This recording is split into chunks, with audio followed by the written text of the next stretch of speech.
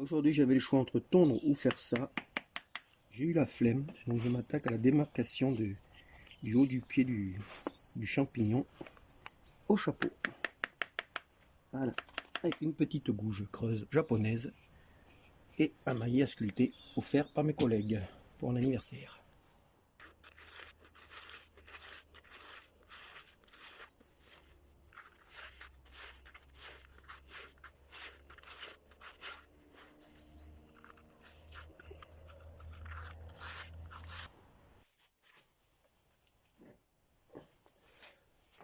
Bon, là voilà, comme vous avez vu sur la vidéo, j'ai fait le plus gros du ponçage avec un flexible Kirges. Bon, mes abrasifs sont plusieurs, il faut que j'en trouve d'autres. Et donc là, pour finir le moment de poncer tout ce qu'il faut, j'ai fait tous les interstices avec un petit bout de baguette chinoise que j'ai enroulé dans du papier à poncer. Et pour finir, pour essayer d'arriver au plus vite possible, je me sers maintenant de ces cannes à poncer, toutes bêtes que j'ai trouvées dans un magasin. Grain plus gros, plus fin. Et ça me permet comme ça de fignoler tranquillement tout mon champignon pour qu'il soit lisse pour après appliquer le fondure et la cire. Voilà, donc c'est un cep de Bordeaux, vous voyez. Bon, après, c'est pas un exploit à faire, hein, c'est pas ce qui est le plus dur, mais on en voit beaucoup comme ça sur les marchés. On va laisser passer les durs. On en voit beaucoup comme ça sur les brocantes, les trucs d'art qui sont taillés à même en brut, quoi, en tronçonneuse, quelques coups de gouge.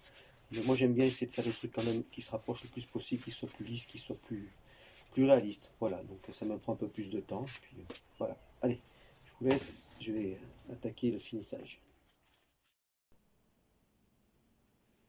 Bien, avant de passer à tout ce qui sera couche de fondure et la cire, je mets toujours au pyrograveur mon nom avec la date, enfin l'année du moins, et le numéro de série, enfin le numéro de la pièce. Donc là, ça faisait un petit moment que je n'avais pas fait, donc j'étais obligé d'appeler un ami pour lui demander quel était le numéro sur la dernière pièce que j'avais faite. Il se trouve que c'était le 48, donc on va pyrograver le 49. Voilà, hop, hop, et hop. Voilà. Bon, c'est pas par prétention, hein, c'est juste pour le plaisir de dire que c'est nous qui l'avons fait, quoi. Enfin, que c'est moi. Voilà. Et je mets toujours des lunettes de protection quand je fais ça, parce que les fumées peuvent être assez toxiques. Voilà. Toc. Bien. J'ai à peu près fini mon ponçage. Je vais m'arrêter parce que tout mon papier est foutu. Vu que ça c'est pour moi, c'est pas grave s'il y a des petites imperfections. Là, je vais appliquer une couche de fondure à cirer pour plus tard mettre la cire. Donc ça, c'est pour boucher les pores en fait, hein, pour éviter que le bois travaille trop après et qu'on puisse passer la cire un peu mieux. Juste avant, pour vous donner un petit détail sur ce que je vais faire, donc moi, là, ça va faire une couche unique. Après, je vais remettre un petit coup de laine de verre pour relisser. Et je vais essayer donc de faire le pied du champignon avec une teinte de cire, vous verrez plus tard, claire, et le chapeau avec une tête plus foncée pour faire la démarcation. Et j'ai pris le parti pris de ne pas poncer la bordure. Je vais la laisser telle quelle, vous voyez, comme ça, il y a l'écorce qui est restée, des bouts d'écorce. Et je trouve que les stries, ça fait un petit peu pour moi comme le mycélium qui relaie le champignon à la terre. Voilà, donc je vais garder ça pour faire un petit cachet, enfin que moi je trouve plus sympathique. Voilà, donc là ce que je vais faire, si il n'est pas trop vieux, parce qu'il y a très longtemps que j'en ai pas fait, j'en mets un peu au fond d'un pot. Voilà.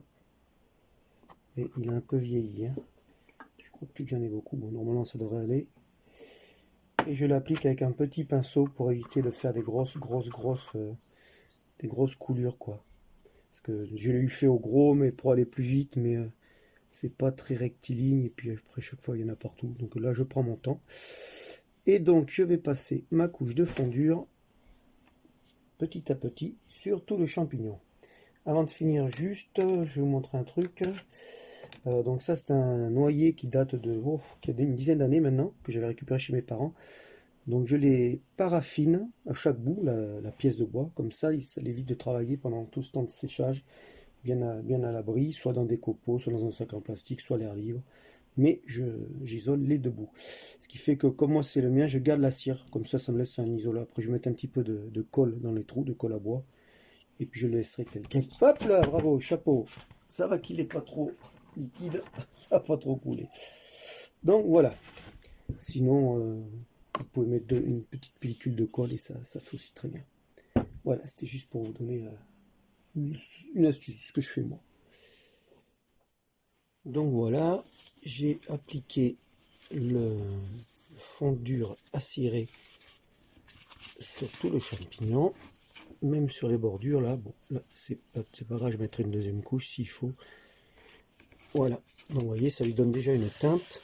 Donc comme je vous disais, ça a bouché les pores du bois. Et maintenant, je vais le laisser sécher tranquillement. Et ma réflexion est, puisque je vais faire le pied avec de la cire chêne très claire. Je crois même que c'est cèdre clair que j'ai. Et là, j'ai chêne très foncé pour la tête. Mais avant de le faire, je me tâte à mettre du brou de noix qui teinterait un peu plus. Mais j'ai peur que ça fasse trop noir. Donc quand c'est comme ça, la seule chose à faire, c'est d'avoir des chutes, j'en ai par là, et on fait des tests sur les chutes pour éviter d'avoir un truc trop foncé et d'être déçu, d'être obligé de tout repenser. Voilà, on va les sécher et après on envisagera la suite des opérations. Bien, voilà, donc j'ai égrené un dernier petit coup très finement le fondure. Et voilà, j'ai ce choix, je n'ai que 3 entre ces 3 cires. Donc là, c'est de la cire merisier clair, mais qui reste quand même un peu foncé. Là, j'ai chêne clair et chêne foncé. Donc comme le pied, je voudrais quand même qu'il reste couleur champignon, pas trop foncé, ça reste quand même un peu blanc. Je pense que je vais la faire avec la cire chêne clair. Par contre, pour le chapeau, comme je voudrais faire un chapeau plus foncé, sans être en noir comme les gros noirs qu'on trouve, quand les gens aiment bien avoir des gros noirs. Moi j'aime bien l'intermédiaire marron foncé, presque noir, mais pas tout à fait noir, vous voyez. Donc ça, je pense que ce sera trop clair. Donc on va l'attaquer avec de la cire noire, chêne foncé. Allez, c'est parti. Bon, alors j'avoue que je suis un petit peu impatient et que je vais voir de suite ce que ça va donner le chapeau. Je vais commencer d'abord par le chapeau. Petite précision, je ne sais pas si je l'avais dit sur la vidéo juste avant. Au moins 3 heures de séchage après l'application du fondure avant de faire un premier réglage là. Au moins 3 heures, hein, que ce soit bien sec. Donc là voilà, j'ai réglé un petit peu. Alors moi je fais ça avec des vieilles chaussettes. Vous voyez, toutes mes vieilles chaussettes qui finissent avec le talon troué, ben, ça me sert à ça. Alors je vais y aller doucement, je vais pas mettre trop au départ pour voir si la teinte me conviendra ou si ça va pas être. Alors voilà, j'avoue que j'aurais peut-être dû mettre du brou de noix avant pour le foncer. Parce que ça va peut-être pas faire la teinte foncée que j'aurais aimé, voyez-vous.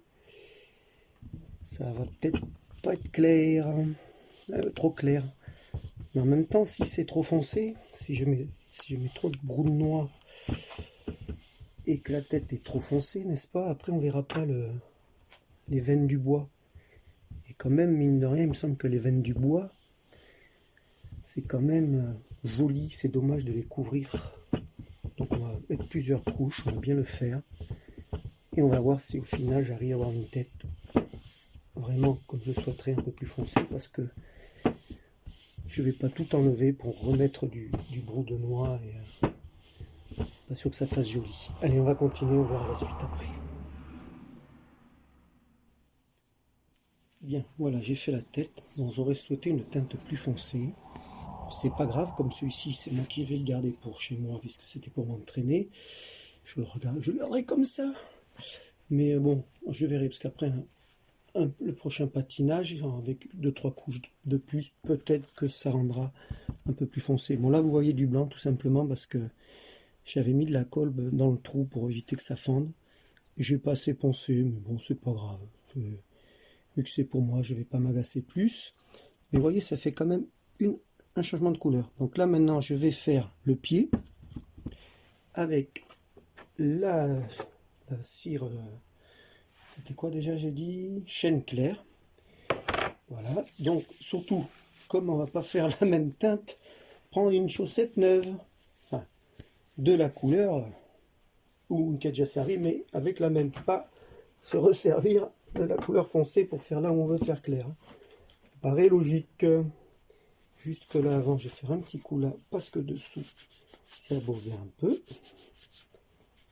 Voilà.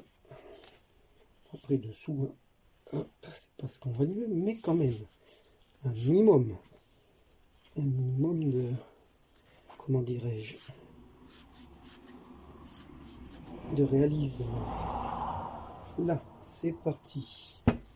Allez, hop, la chaussette, enfin là où il y a le trou, si possible. Et je vais donc attaquer doucement le pied. Et normalement, voilà, vu que c'est une teinte vraiment claire, je devrais garder une couleur assez proche du départ, qui me permettra quand même d'avoir un contraste avec le chapeau et le pied, que ce ne soit pas de la même couleur, même si je vais quand même essayer d'améliorer la couleur de mon chapeau.